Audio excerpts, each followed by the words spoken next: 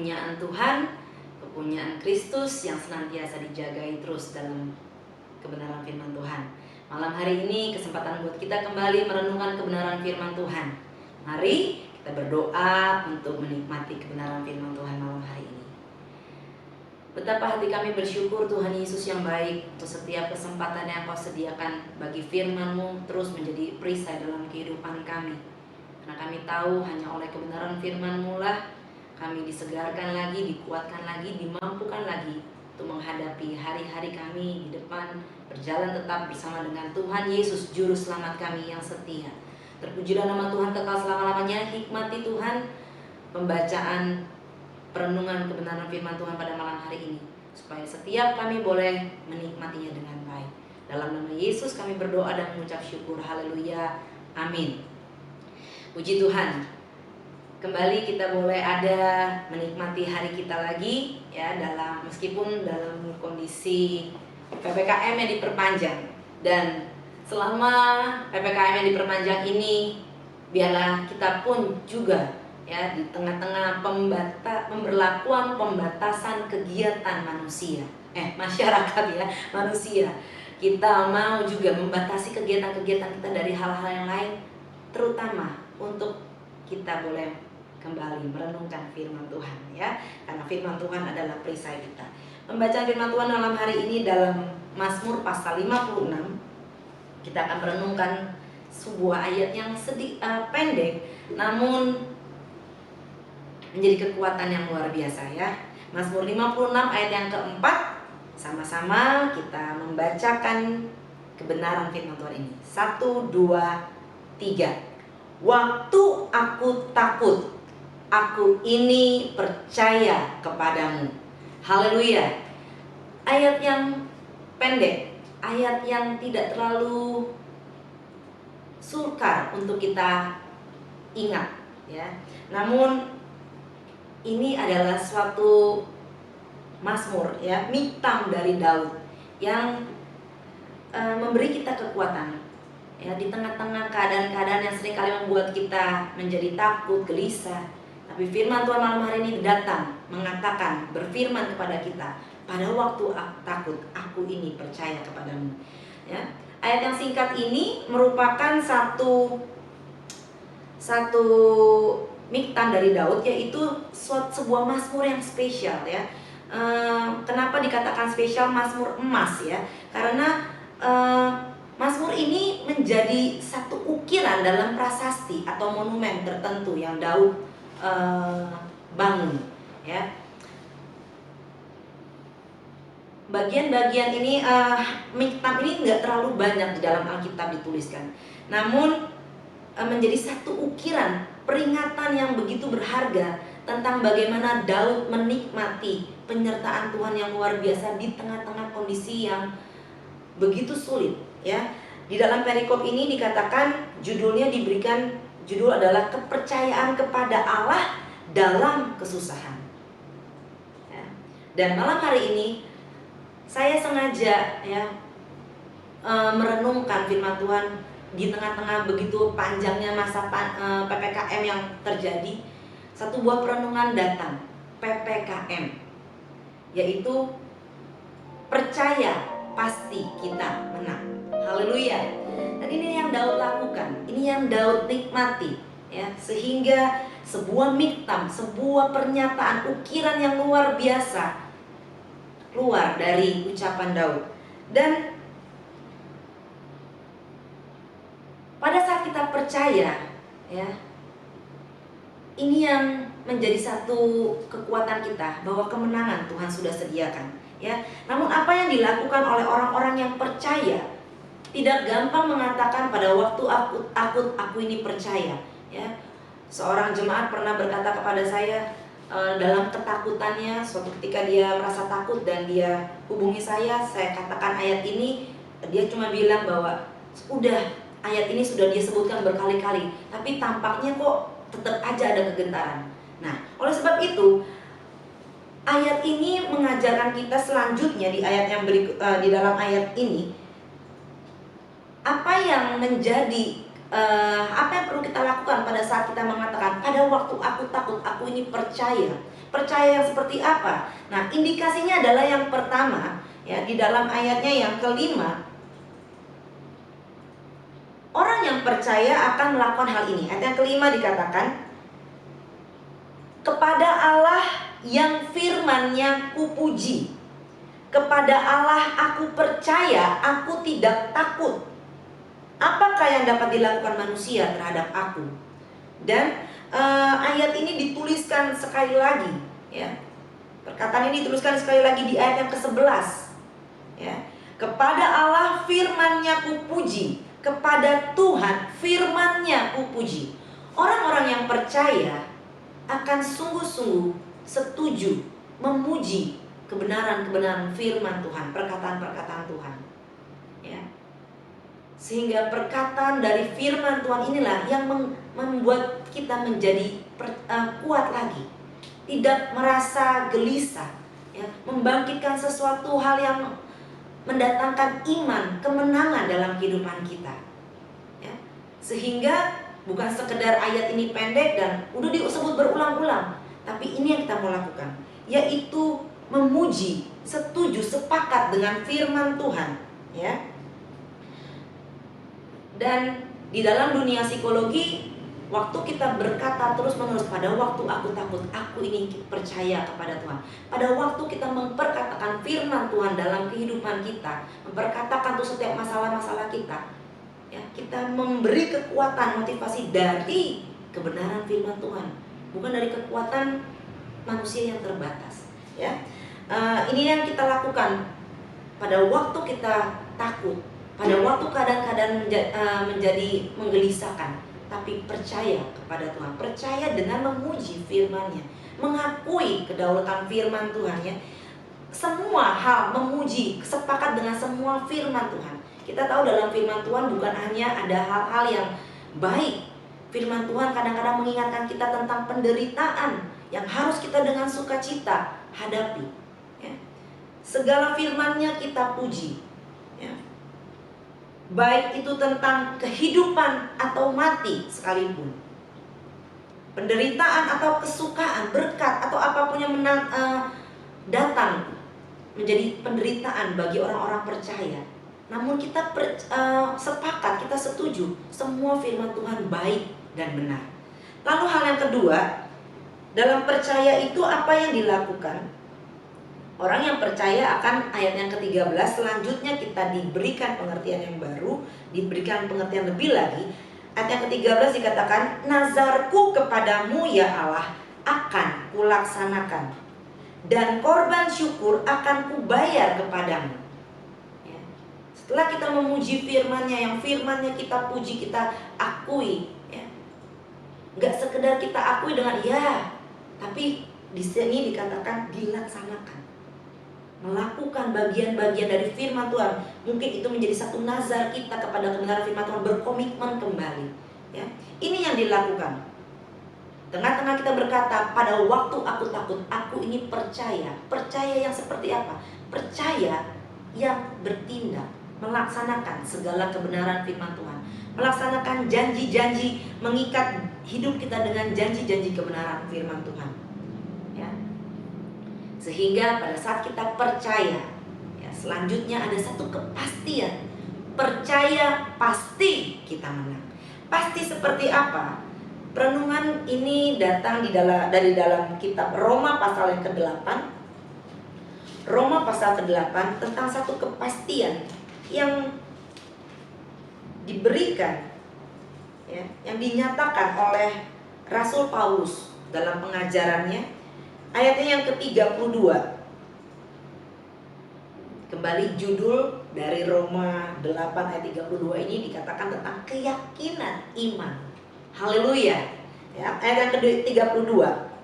Ia yang tidak menyayangkan anaknya sendiri, tetapi yang menyerahkannya bagi kita semuanya. Bagaimanakah mungkin ia tidak mengaruniakan segala sesuatu kepada kita bersama-sama dengan Dia, ya? Ia yang tidak menyayangkan anaknya sendiri. Bapa tidak menyayangkan, Dia memberikan segala sesuatu, bahkan yang tersulit, ya. ketika dia menyerahkan anaknya yang tunggal, betapa Bapa mengasihi. Ya, namun ia jadikan korban untuk menebus kehidupan kita, menyelamatkan kehidupan kita.